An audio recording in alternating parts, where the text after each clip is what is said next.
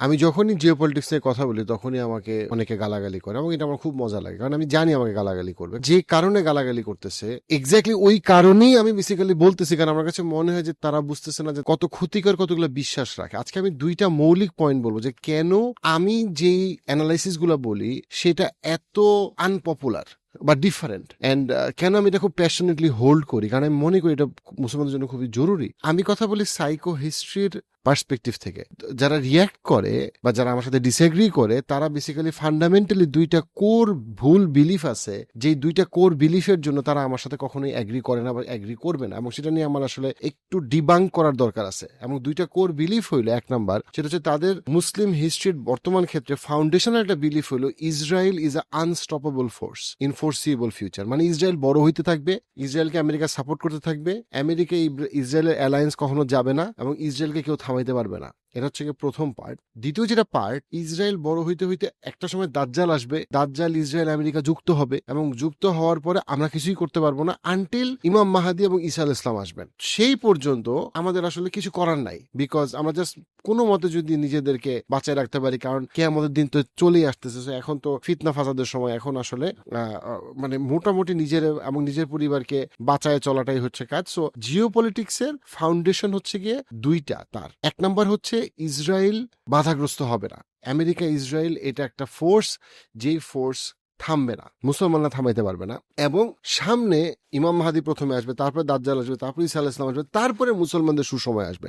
তার আগ পর্যন্ত এটা কন্টিনিউ করতে থাকবে। এই যে দুইটা বিশ্বাস, এই বিশ্বাসকে মাথায় রেখে সে পুরা জিওপলিটিক্স এর দিকে তাকায় এবং সে ভুল করে, এবং এই জন্য তার সাথে তার কোনো মতামতের সাথে আমার কোনো মতামত মিলবে না। কিন্তু আমি আজকে ভিডিওতে বোঝানোর চেষ্টা করবো যে এই দুইটা বিশ্বাস আসলে মুসলমানদের জন্য কত, একটা হচ্ছে সেটা ভুল, তার থেকে যেটা বড় কথা সেটা হচ্ছে যে এটা আসলে কেন মুসলমানদের জন্য খুবই ক্ষতিকর, এই অ্যাঙ্গেলে চিন্তা করা। কিন্তু তার আগে আমি যেখানে শুরু করতে চাই সেটা হচ্ছে এই দুইটা বিশ্বাস আসলে মানুষের কোথা থেকে আসছে।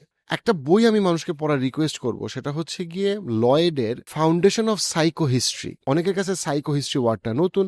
সাইকো হিস্ট্রি খুব সহজ ভাষায় যদি আমি বলছি, সেটা হচ্ছে গিয়ে historical analysis from psychological perspective. যে আমরা হিস্ট্রি কেন পড়ি, কারণ হিস্টোরিক্যাল প্যাটার্ন দেখে আমি ভবিষ্যৎ বুঝতে পারি। কিন্তু প্রবলেম হইলো আমরা সাইকো হিস্ট্রি যখন পড়ি আমরা বুঝতে পারি মানুষ অনেক সময় ইতিহাস থেকে শেখে না, বরং ইতিহাস তাকে এমন ভাবে এফেক্ট করে যেটার জন্য সে ভবিষ্যতে আবারও সে একই ভুল বারবার করতে থাকে। মুসলমানদের জন্য এই ফাউন্ডেশন অফ সাইকো হিস্ট্রির একটা খুবই ইম্পর্টেন্ট পয়েন্ট যেটা লয়েড বলছে, এটা আমার favourite line, one of the favourite line, সেটা হচ্ছে history is the collection of human trauma. History is the collection of trauma. এটা কেন এত গভীর একটা পয়েন্ট? দেখেন, একটা মানুষ যখন প্রচন্ড ট্রমাটাইজড, তাকে কোন একটা ছোটবেলায় তার কোন একটা কষ্ট ছিল, সে সারা জীবন ওই কষ্টটা তাকে অনেক সময় তাড়া করে বেড়ায়, যদি না সে থেরাপি নিয়ে বা নিজেকে ওইখান থেকে রিকভার করে। সে জানেও না যে সে আসলে ওই ট্রমা থেকে রিয়াক্ট করতেছে। যেমন ক্লাসিক এক্সাম্পল, একটা মেয়ে যে ছোটবেলায় সারা জীবন দেখছে তার বাবা তার মাকে অ্যাবিউজ করে, সে অনেক ক্ষেত্রে বিয়ে করতে চায় না, কারণ সে পুরুষ মানুষকে সে বিশ্বাস করে না। এবং সে তার হাজবেন্ডের সাথে যদি তার বিয়ে হয়ও, তার হাজবেন্ড তার সাথে যদি তাদের মধ্যে যদি স্বাভাবিক কোনো ডিসএগ্রিমেন্ট হয়, সাথে সাথে অনেক সময় মেয়েটা অস্বাভাবিক রিয়াক্ট করে। কেন? এটা কিন্তু মেয়েটা সবসময় খারাপ বলে করে না, মেয়েটা করে কারণ হইলো সে ছোটবেলায় তার বাবাকে যেই ভয়ঙ্কর অ্যাবিউজ, সেটা physical, psychological, long term abuse করতে দেখছে তার মাকে, এটা তাকে এত গভীরভাবে এফেক্ট করছে যেটার জন্য সে সিম্পলি স্বাভাবিকভাবে আরেকটা পুরুষের সাথে সংসার করতে তার কষ্ট হচ্ছে। ডেফিনেটলি সে চেষ্টা করলে সে রিকভার করতে পারবে। বাট আমি হিস্ট্রিতে জন্য বলতেছি যে মুসলমানদের গত 100, 200, 300 বছরে যে কলোনাইজেশনের হিস্ট্রি, সেই হিস্ট্রি থেকে মুসলমানরা ধৈরেই নেয় যে আসলে হিস্ট্রি বদলাবে না, এটা এরকমই থাকবে, মুসলমানরা অডিয়েন্সই থাকবে। কারণ গত 200 বছরে মুসলমানদের ইতিহাস ওভারঅল খুবই করুণ। অটোমান এম্পায়ারের পতন বলি, আমরা ইউরোপ আমেরিকানদের যে আধিপত্য দেখছি, তাতে আমরা মনে করি যে একদিকে তাদেরকে আমরা অপছন্দ করি, আর একদিকে তাদের সামনে আমরা কান ধরে দাঁড়ায় থাকি, কারণ আমরা মনে করি যে কি আর করার, গতি তো আর কিছু হবে না, আমাদের তো কিছু নাই। কিছুটা ফ্রাস্ট্রেটেড স্লেভের মতো আমরা, ইউরোপ আমেরিকার ফ্রাস্ট্রেটেড স্লেভ। তো যেই জন্য আমরা আসলে এই দুইটা ভুল ধারণাকে আমরা বুকের কাছে নিয়ে ধারণ করি। প্রথমে আমি বলি যে এই দুইটা ভুল ধারণা কেন ভুল। ইসরায়েল তো যা চায় তাই করতেছে, আমেরিকা যা চায় তাই করতেছে, মাদুরোকে ধরে নিয়ে গেছে ভেনেজুয়েলাতে, ইসরায়েল যা চায় তাই করতেছে, গাজাতে যা চাইছে তাই করছে। তো কি হয়েছে? আমি আপনাকে বলি, ইসরায়েল অপ্রতিরোধ্য, আমেরিকা অপ্রতিরোধ্য। তার কয়েকটা খুবই গুরুত্বপূর্ণ আমি আপনাকে ইন্ডিকেশন দেই, যেটা দিয়ে বোঝা যায় যে এটা আসলে কখনোই সত্যি হওয়া সম্ভব না। এক নম্বর কথা, আমেরিকার শুধুমাত্র আমি যদি আমেরিকার কথা বলি, আমেরিকা যে একটা ডিক্লাইনিং এম্পায়ার, এই কথা আমেরিকার পলিটিশিয়ান, আমেরিকার হিস্টোরিয়ান, আমেরিকার অর্থনীতিবিদদের মধ্যে অন্তত 10 জন বারবার বলে দিতেছে। The United States is an empire in decline. We're in the last throes of a dying empire. We were in the late stages of empire. The empire is on its way down. যে America একটা declining empire, এবং America যে একটা declining empire এটা বোঝার জন্য আপনাকে rocket scientist হইতে হবে না। আপনি শুধুমাত্র চায়নার রাইজটা দেখেন, এবং চায়নার রাইজের সামনে আমেরিকা কতটা মানে আস্তে আস্তে তুচ্ছ হয়ে যাচ্ছে সেটা বোঝার চেষ্টা করেন। তুচ্ছ ইন দ্য সেন্স যে যা ইচ্ছা আমেরিকা করতে পারতো, আস্তে আস্তে আমেরিকা সেটা করতে পারতেছে না, ক্লিয়ারলি করতে পারতেছে না। কোন দিক থেকে করতে পারতেছে? আচ্ছা, আমেরিকা কি চায় নাই যে প্যালেস্টাইন শেষ হয়ে যাক? প্যালেস্টাইন কি শেষ হয়েছে? হয় নাই। আমেরিকা কি চায় নাই যে সিরিয়ার দখল আমেরিকার হাতে থাকুক? সেটা কি থাকছে? না, থাকে নাই। সিরিয়ার দখল গেছে টার্কির হাতে আর জিসিসির হাতে। আমেরিকা কি চায় নাই ইন্ডিয়া তার কন্ট্রোলে আসুক পুরাপুরি? ইন্ডিয়া কি আমেরিকার কন্ট্রোলে আসছে? না, ইন্ডিয়াও আমেরিকার কন্ট্রোলে আসে নাই। আমেরিকা কি চায় নাই চায়নার থেকে তার ইকোনমি এবং মিলিটারি সবসময় বড় হোক? সেটা কি আছে? নাই। আপনি যদি জিডিপিতে দেখেন, জিডিপিতে আমেরিকা বড়, কিন্তু আপনি যদি পিপিপিতে দেখেন তাহলে আপনি দেখবেন যে চায়নার ইকোনমি অলরেডি আমেরিকাকে সারপ্রাইজ করছে। সবচেয়ে বড় কথা হইলো, আপনি যদি স্টেবিলিটি ওয়াইজ চিন্তা করেন যে সামনের 30 বছরে চায়নার ইকোনমি আর আমেরিকার ইকোনমির মধ্যে কোনটা বেটার করবে, ইন এভরি অ্যাসপেক্ট চায়নার ইকোনমি আমেরিকার ইকোনমির থেকে বেটার করবে। আমেরিকার যে অ্যালায়েন্স আপনি খেয়াল করেন, কানাডা রিসেন্টলি আমেরিকাকে ডিচ করে চায়নার সাথে একটা অনেকগুলো বাণিজ্য চুক্তি করছে। আমেরিকার সাথে কানাডার সম্পর্ক ছিল হচ্ছে আমেরিকা যা বলে কানাডা তাই করে। কানাডার প্রাইম মিনিস্টার আমেরিকারে বাদ দিয়ে আমেরিকাকে উপেক্ষা করে চায়নাতে গেছে। এটা ইটসেলফ অনেক বড় ভয়ঙ্কর ঘটনা তাদের জন্য। অন টপ অফ দ্যাট সে গিয়ে চায়নার সাথে সে প্রেম করতেছে। যেখানে আমেরিকা ট্যারিফ দিয়ে বসে আছে চায়নার উপরে, সেখানে কানাডা সমস্ত ট্যারিফ সরায়ে পুরা ইলেকট্রিক ভেহিকল মার্কেট চায়নারে দিয়ে বসে রয়েছে। A Canadian Prime Minister alongside China's President. Together, we can build on the best of what this relationship has been in the past to create a new one. তাইলে কি আমেরিকার যে G7 নেশনদের যে unity, সেই unity ভাঙতেছে না? অস্ট্রেলিয়ার economy অনেক বেশি ডিপেন্ড করে চায়নার উপরে কম্পেয়ার টু আমেরিকার উপরে। আপনি যদি ইউকের সাথে গ্রিনল্যান্ড নিয়ে আমেরিকার কনফ্লিক্ট দেখেন, আমেরিকা নেটো থেকে বের হয়ে যাচ্ছে। আচ্ছা, এই যে America WHO, United Nations, NATO, আপনার USA এগুলো থেকে যে বন্ধ করছে, তাতে কি এটা কি আমেরিকার শ্রিঙ্কিং বোঝায় না? তো ক্লিয়ার আমেরিকা শ্রিঙ্ক করতেছে তার পাওয়ারে, তার দখলে। কিন্তু আচ্ছা, ভেনেজুয়েলা যে সে প্রেসিডেন্টদেরকে নিলে, একটা জিনিস খেয়াল করেন তো, ধরেন সাদ্দাম হোসেন অথবা গাদ্দাফিকে হত্যা করা হয়েছে না? মাইক দেওয়া হয়েছে না? অনেক কিছু করা হয়েছে না? নিষ্ঠুর নির্মম কাজকর্ম হয়েছে না? মাদুরো দেখেন মোটা সোটা গোলগাল, তার বউরেও নিয়ে যাওয়া হয়েছে তার জন্য একা না লাগে। মাদুরোর মারে না কেন? খেয়াল করছেন এটা? আমেরিকা লিবিয়াতে বা সিরিয়াতে যা করছে প্রচুর পরিমাণে হত্যা, মাত্র 100 জন মানুষও মারা যায় নাই। তারা যে স্পেশাল ডেল্টা ফোর্সের অপারেশন করলো ভেনেজুয়েলায়, চিন্তা করছেন কখনো? এর কারণ কি? এর কারণটা হইলো ভেনেজুয়েলার প্রেসিডেন্টকে নিয়ে যাওয়া ছিল আমেরিকার একটা কমপ্লিট বোকামি। ভেনেজুয়েলা তো আত্মসমর্পণই করছে, ভেনেজুয়েলার আর্মি আত্মসমর্পণ করছে, মাদুরো আত্মসমর্পণ করছে, বইলেই তো কোনো মাইটপিট হয় নাই। যদি রেজিস্ট করতো তাহলে তো অ্যাটলিস্ট 1000টা মানুষ তো মারা যেত। তার প্রেসিডেন্টকে নিয়ে যাচ্ছে, 100 জনও মারা যায় নাই। কারণ কি মারা যায় না? এটা কি আমেরিকান ডেল্টা ফোর্সের সাকসেস? না, আমেরিকা একটা গায়ে হলুদ অনুষ্ঠান আয়োজন করছে। যখন ভেনেজুয়েলা আত্মসমর্পণ করছে তখন ট্রাম্পের কাছে মনে হচ্ছে না, এটা WWE ভাবটা আসলো না, কারণ ট্রাম্প তো WWE স্টানবাজির লোক। সে মনে করছে না, আমি একটু এদের নিয়ে আসি, তাতে কি হবে, আমি পৃথিবীকে দেখাই দিব আমি যা ইচ্ছা তা করতে পারি। ভেনেজুয়েলা তো আত্মসমর্পণ করছেন বলেই আপনি আয়াতুল্লাহ খোমেনিরে নিয়ে যান, আমরা দেখি। আপনি টার্কির এরদোগানরে নিয়ে যান, দেখেন কি হয়। তার মানে হইল ট্রাম্প দেখাইতে চাইছে সে খুব পাওয়ারফুল, কিন্তু যেটা হয়েছে ভেনেজুয়েলার প্রেসিডেন্ট যাওয়ার পরে ব্রাজিল, কলম্বিয়া সবাই এখন সমানে চায়না আর রাশিয়ার থেকে আরো বেশি আর্মস কিনতেছে এবং আরো ডিল বাড়াইতেছে, কারণ তারা আমেরিকাকে ট্রাস্ট করে না। সো এটাও ব্যাকফায়ার করছে। আমেরিকা যদি এখন গ্রিনল্যান্ড অ্যাটাক করে, যেটা করতে পারে, গ্রিনল্যান্ড দখল করে, সেটা করতে পারে, তাহলে পুরো ইউরোপিয়ান কান্ট্রিগুলোর সাথে তার সম্পর্ক পার্মানেন্টলি শেষ। তার মানে কি, আমেরিকার টোটাল কনসেন্ট্রেশন মিডল ইস্ট থেকে ওইদিকে চলে যাচ্ছে, ল্যাটিন আমেরিকা এবং গ্রিনল্যান্ডের দিকে চলে যাচ্ছে, আর্কটিকের দিকে চলে যাচ্ছে। তাহলে মিডল ইস্ট কে রুল করতেছে? মিডল ইস্ট রুল করতেছে চায়না, জিসিসি, টার্কি। আফ্রিকা এখন কে, একসময় ইউরোপ এবং আমেরিকা আফ্রিকা কন্ট্রোল করতো, এখন আফ্রিকার পুরো বাজার কন্ট্রোল করে চায়না এবং ইন্ডিয়া। তার মানে কি, আমেরিকা কোনো অপ্রতিরোধ্য শক্তি না। এবার আসে ইসরায়েল অপ্রতিরোধ্য শক্তি। আচ্ছা, আপনি গত 1 বছরে খেয়াল করছেন নেতানিয়াহু বছরে 7 থেকে 8 বার আমেরিকায় গেছে। কেন তারা অনলাইনে মিটিং করে না? ফোনেই তো কথা বলা যায়। যখনই জিওপলিটিক্সে বারবার এই ট্রাভেলিং হয়, তার মানে হলো তাদের মধ্যে আন্ডারস্ট্যান্ডিং খুব খারাপ, আন্ডারস্ট্যান্ডিং ঠিক নাই। নেতানিয়াহু যা চাচ্ছে নেতানিয়াহু সা পাচ্ছে না। নেতানিয়াহু যা চাচ্ছে তা যদি সে পাইতো তাহলে গাজার যে গণহত্যা শুরু হয়েছিল সেটা শেষ হইতো না। আপনি এখনো গাজাবাসীকে আপনি দেখবেন গাজাবাসী এখনো আছে, তারা খুবই ডিফিকাল্ট লাইফ লিড করতেছে, কিন্তু গণহত্যা এই মুহূর্তে যেটা চলতেছিল সেটা চলতেছে না। কেন বন্ধ হইলো? কারণ আমেরিকা চায় নাই। তাহলে ইসরায়েল কিভাবে অপ্রতিরোধ হইলো? আচ্ছা, ইসরায়েল যদি অপ্রতিরোধ হয় তাহলে টার্কির যে টার্কির মিলিটারি গত বছর 150টার বেশি দেশে ড্রোন বিক্রি করছে। আচ্ছা, সৌদি, পাকিস্তান এবং টার্কির মধ্যে একটা স্ট্রং ইকোনমিক এবং মিলিটারি অ্যালায়েন্স হয়েছে। এটা কি ইসরায়েলের বিরুদ্ধে যায় না? ইসরায়েল কেন এটা থামাইতে পারলো না? যদি এমনই হয় যে ইসরায়েল, অনেকে মনে করে ইসরায়েল সবকিছু কিনে বসে রয়েছে, সবকিছু মোসাদ কন্ট্রোল করে, তাহলে টার্কি, সৌদি আরব আর পাকিস্তানের মধ্যে এত বড় মিলিটারি এবং ইকোনমিক অ্যালায়েন্স কোত্থেকে হইল? তার মানে কি ইসরায়েল যা চায় তাই হয় না? আমি খুব রিসেন্টলি CNN অথবা বিবিসির একটা জার্নালিস্টের সাথে নেতানিয়াহুর সাক্ষাৎকার আপনি যদি দেখেন, দেখবেন নেতানিয়াহুকে সে রীতিমতো ধুয়ে ফেলতেছে। People see a country that is behaving in a way that is not compatible with being a liberal democracy. We That is didn't do disputed, it. Prime Minister. We didn't do. People have different ratios as well, I'm including telling Biden. you, you don't actually, but that's not the point.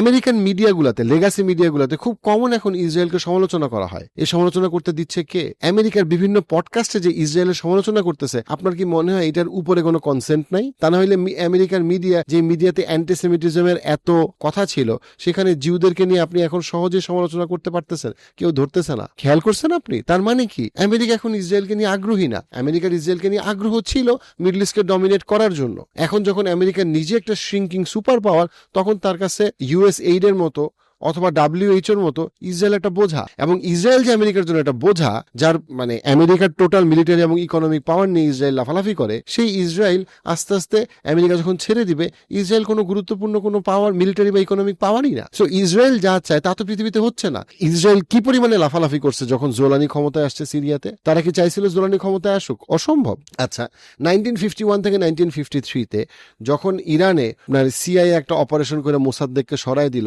তাইলে এখন কেন ইরানে চাইলেই America ইরানের government change করতে পারতেছে না? কেন ইরানের হরমুজ প্রণালী চাইলেই আমেরিকা দখল করতে পারতেছে না বা ইসরায়েল দখল করতে পারতেছে না? তার মানে কি ইসরায়েল কোনো সর্বশক্তিমান রাষ্ট্র না, বরং ইসরায়েলের ক্ষমতা কমতেছে, সিগনিফিকেন্টলি কমতেছে।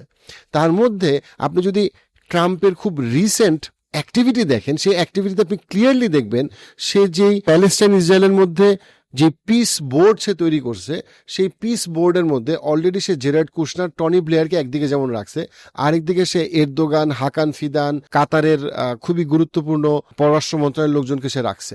আমাদেরকে বুঝতে হবে যে যখন এই পিস ডিল, পিস বোর্ড বলি, আমি যখন একটা শান্তি বাহিনী বলি, এগুলো যখন তৈরি করা হইতেছে এবং এটা যখন মাল্টি ন্যাশনাল হইতেছে, তার মানেটা কি? তার মানে হইল ইসরায়েল কখনোই একটা ইন্টারন্যাশনাল ফোর্সকে মারতে পারবে না। That is the point. একটা ইন্টারন্যাশনাল ফোর্স অথবা ইন্টারন্যাশনাল ডিপ্লোম্যাটিক জোন তৈরি ইসরায়েল এবং প্যালেস্টাইনের মধ্যে তৈরি করার মানেটা কি? মানেটা হইল ইসরায়েলের কাছ থেকে ক্ষমতাটা সরায় নেওয়া। আপনি বলতে পারেন তাহলে তো প্যালেস্টাইন সরাসরি স্বাধীন হয়ে গেল না, কিন্তু স্বাধীনতার পথে তারা এক ধাপ আগাইল যুদ্ধ বন্ধ হওয়ার কারণে।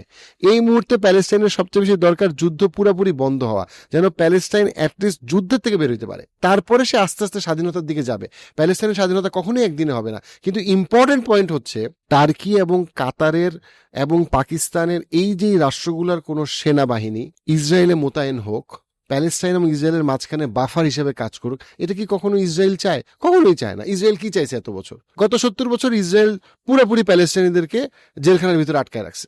আপনি বোঝেন, ধরেন প্যালেস্টাইনে একটা জেলখানায় আটকানো, সেই জেলখানার চাবি হইল ইসরায়েলের কাছে। এখন ট্রাম্প বলতেছে না, ধরেন সে জেলখানাই থাকবে, কিন্তু এই জেলখানার চাবি থাকবে এই পিস বোর্ডের কাছে, এই পিস ফোর্সের কাছে, যেটা ইন্টারন্যাশনাল। তার মানে কি, যদি এখন ইসরায়েল টার্কির একটা সোলজারকে মারে, অথবা পাকিস্তানের একটা সোলজারকে মারে, অথবা কাতারের একটা সোলজারকে মারে, তার মানে সে ওই দেশের সাথে যুদ্ধে চলে গেল। এক্স্যাক্টলি সেই জিনিসটা হইতেছে। এবং এই টোটাল ডিপ্লোম্যাটিক অ্যাপ্রোচটা আসলে টার্কি, সৌদি আরব, কুয়েত, কাতার এরা মিলে করতেছে। এবং ট্রাম্প খাইতেছে, কারণ ট্রাম্পের কাছে স্বার্থ ছাড়া কোনো কিছুই নাই। ট্রাম্প জানে যে গালফ কান্ট্রিগুলো তাদের প্রচুর টাকা দিতে পারবে। ট্রাম্প গত 1 বছরে অন্তত 10 বার এরদোগানকে প্রশংসা করছে। আপনি আমাকে দেখাতে পারবেন না সে 10 বার নেতানিয়াহুকে প্রশংসা করছে। Great relations with a man named Erdogan, but we love him, and when they have a problem with you, they always call me to handle it. Usually I don't like opinionated people, but I always like this one. বরং Netanyahu বারবার হাত পা ধরতেছে, উইরে আসতেছে আমেরিকাতে, কিন্তু সে তার মতো বেনিফিটটা পাচ্ছে না। তার মানে কি কালকে ইসরায়েলের পতন হবে? আমি সেটা বলতেছি না, আপনি এক্সাইটেড হওয়ার কিছু নাই। আমি এটাও বলতেছি না কালকে প্যালেস্টাইন স্বাধীন হবে। আমি এইটা বলতেছি ইসরায়েল কোনো অপ্রতিরোধ্য শক্তি না, এবং আমরা দেখতে পাচ্ছি যে ইসরায়েল আস্তে আস্তে দুর্বল হচ্ছে। আরে ভাই, দাজ্জালকে নিয়ে আপনি কেন চিন্তা করেন? এবার দাজ্জালের ঘটনাতে আসে। দাজ্জাল কই রে ভাই? আমাদের সমস্যা হলে আমরা মনে করি ও বাথরুমের পাশে দাজ্জাল, সামনের বাসার খালুরে দেখলে আমার কাছে মনে হয় মোসাদের এজেন্ট। ভাইয়া, আমাদের নিজেদের দুর্নীতি কমাইতে হবে, নিরাপত্তার ব্যবস্থা করতে হবে, ইউনিটি বাড়াইতে হবে। That is the thing.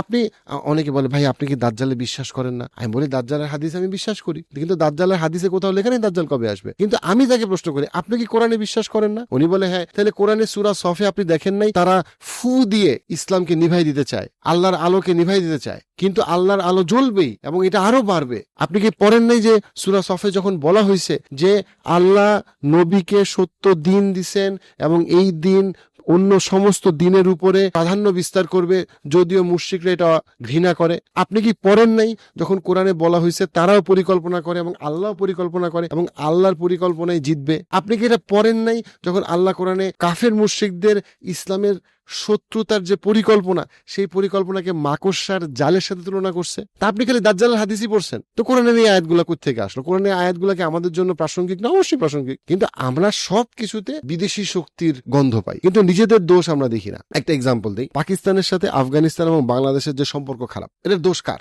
এটা পাকিস্তানের ফেইলিয়ার। একটা এক্সাম্পল দিলাম, পাকিস্তানের সাথে আফগানিস্তান এবং বাংলাদেশের সম্পর্ক কখনোই এত খারাপ হতো না যদি না পাকিস্তানের মিলিটারি এবং ইকোনমিক ফেইলিয়ার। এই জন্য তো এরা হয় নাই, এটা কোনো বিদেশি শক্তির প্রভাব। এগেইন, মুসলমানরা যে, আপনি যদি বিশ্বাস করেন যে মুসলমানরা জেগে উঠবে, কেন আপনাদের এই ভুল বিশ্বাসগুলো এত ক্ষতিকর? কারণটা হইলো আপনি যখন বিশ্বাস করেন যে ইসরায়েল যা চায় তাই করতে পারে, আমেরিকা যা চায় তাই করতে পারে, এবং দাজ্জাল আসার আগ পর্যন্ত আমাদের কিছু করার নাই, আবার দাজ্জাল আসার পরেও আমার কিছু করার নাই, পালায় পাহাড়ে যেতে হবে, ঈসা আলাইহিস সালাম পর্যন্ত আমরা অপেক্ষা করি, তার মানে কি? ওই যে history is the collection of trauma. আপনি ট্রমা থেকে রিয়াক্ট করতেছেন, আপনি নিজেকে হেল্পলেস মনে করেন, দর্শক মনে করেন, আপনার কিছুই করার নাই মনে করেন, আপনার জেগে ওঠার কোনো সুযোগ নাই মনে করেন।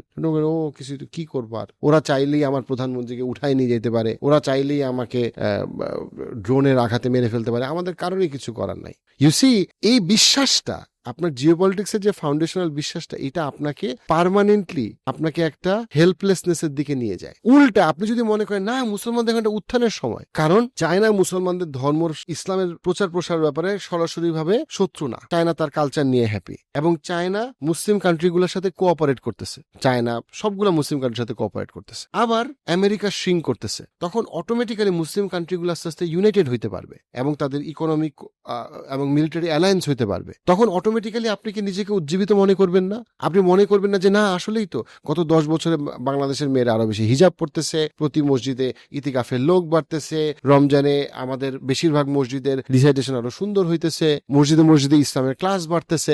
অনেক সমস্যা আছে আমাদের অনেক অসভ্যতা আছে, কোনো সন্দেহ নাই, দুর্নীতি আছে, কোনো সন্দেহ নাই। বাট আমি বলতেছি যেটা টার্কির আপনার ফরেন মিনিস্টার হাকান ফিদান যে কথাটা বলছে, 100 বছর পরে মুসলমানরা এখন ঘুম থেকে জেগে উঠতেছে। যখন আপনি এটা বিশ্বাস করবেন তখন অটোমেটিক্যালি আপনার মধ্যে একটা পজিটিভ এনার্জি আসবে। এই পজিটিভ এনার্জিটাই কি আপনার ইমানের জাগরণের দাবি না? আপনি যদি মনে করেন ওরা তো শেষ করে ফেলবে, ওরা যা ইচ্ছা তা করতে চায়, তা করতে পারে, আমাদের কিছুই করার নাই। So that is why it is very important যে আমরা দাজ্জালের হাদিস পড়বো, কিন্তু এই হাদিস পড়ে আমরা সবকিছুর সাথে দাজ্জালকে মিলাবো না। আমরা বুঝবো যে দাজ্জাল ইতিহাসের কোনো একটা অংশ, ঈসা আলাইহিস সালাম ইতিহাসের কোনো একটা অংশ, কিন্তু সেই অংশে আমি আছি এটা মনে করার তো কোনো কারণ নাই। বরং আমি ইতিহাসকে দেখবো একদম প্রপারলি, আমি সব রকম নিউজ আর্টিকেল অ্যানালাইসিস পড়ে তারপরে আমি চিন্তা করব। কিন্তু আমি যদি আগেই ধরেই নেই যে ইসরায়েলকে কেউ হারাইতে পারবে না, সব ইসরায়েলের চামচা, ভিতরে সবাই ইসরায়েলের হাতে বন্দী, নেতানিয়াহু এখন দেখতেছে যে পৃথিবী কেমনে ঘুরতেছে, আর কেউ দেখতে পাচ্ছে না। এবার ইরানে স্টারলিং বন্ধ করে নাই ইরান, একসময় তো বলতো স্টারলিং কোনোদিন কেউ বন্ধ করতে পারবে না, ইরানই তো স্টারলিং বন্ধ করছে। এটা কি চাইনিজ টেকনোলজি ছাড়া ইরান বন্ধ করছে? তার মানে কি চায়নার সাথে ইরানের টেকনোলজিক্যাল ডিফেন্স এগ্রিমেন্ট বহু আগে থেকে হয়ে আছে। আমি বলতেছি না যে ইরানের সাথে ইসরায়েল আমেরিকা যুদ্ধ হবে না, ও যুদ্ধের পরিণতি কি হবে সেটাও আমি জানি না, বাট আমি এটা বলতেছি যে আমেরিকা এবং ইসরায়েলকে যদি আপনি প্রপারলি অ্যাসেস করেন আপনি বুঝতে পারবেন। আবার এই কথাটা ইম্পর্টেন্ট যে বলে পৃথিবীর সমস্ত গুরুত্বপূর্ণ কর্পোরেশনে জিউরা বসে আছে। ভাই জিউরা বসে আছে তার মানে এটা না যে জিউরা সবাই ইসরায়েলের জন্য পাগল হয়ে গেছে। ইউ হ্যাভ টু আন্ডারস্ট্যান্ড, জিউ সব পৃথিবীর সমস্ত জিউয়ের স্বপ্ন ইসরায়েলকে বড় করা না। বহু জিউয়ের স্বপ্ন সিম্পলি তার নিজের কর্পোরেশনকে বড় করা। সে যদি দেখে যে লেটস সে আমি ব্ল্যাক রকের কথা বলি বা যে কারো কথা বলি, তারা যদি দেখে যে $1 ট্রিলিয়ন ইসরায়েলে ইনভেস্ট করলে বেশি লাভ, তারা তাই করবে। তারা যদি দেখে $1 ট্রিলিয়ন সৌদি আরবে ইনভেস্ট করলে বেশি লাভ, তারা তাই করবে। আপনি যে মনে করেন যে ব্ল্যাক রক বা এই কোম্পানিগুলা ইসরায়েলের প্রেমে ভাসতেছে, কখনোই না। তারা তাদের স্বার্থ, ডমিনেন্স এবং টাকার লোভে আছে। তারা এত বছর ইসরায়েলকে সাপোর্ট করছে কারণ এটার মাধ্যমে তারা মিডল ইস্টে অনেক কিছু এক্সপ্লয়েট করতে পারছে।